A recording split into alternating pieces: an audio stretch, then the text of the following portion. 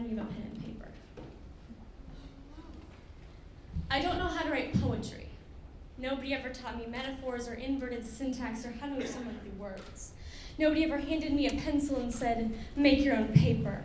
I never built a resume of finished, edited works. I kept rambling about the same themes, speaking my life through adjectives and similes, trying to communicate the human condition through hand gestures and vocal inflection. But when nobody teaches you poetry, you learn your own techniques and definitions. You learn that poetry is not a genre, it is a bodily function.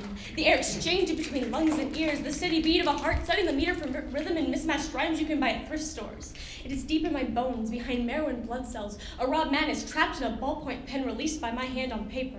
It's a relentless tug at my heart when I hear my favorite song. It starts with the world behind my eyes taking form in sounds and literary shapes, covering my arms like skin cells flicking off just as often as they form underneath the surface.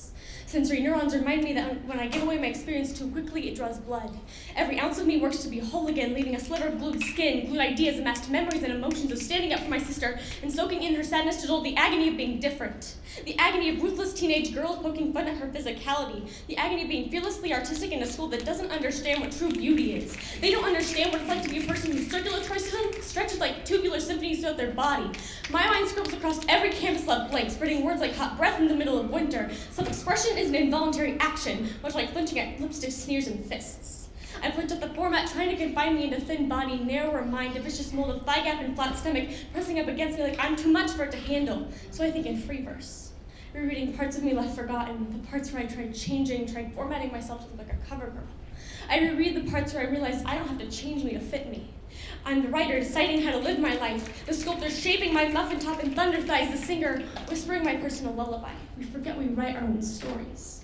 I want to share my story with my 13-year-old sister, to have my life intertwined with hers. I want my words to guide her to free verse where she has room to grow and not be strangled by toothpick girls and Hollister-clad boys who think they know everything.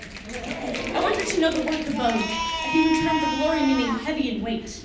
I want her to write, to make paper, to ask me for a pencil. I want her to ignore insults because we aren't elementary slurs perfected by the average teenager. We're the poets, and we won't forget it.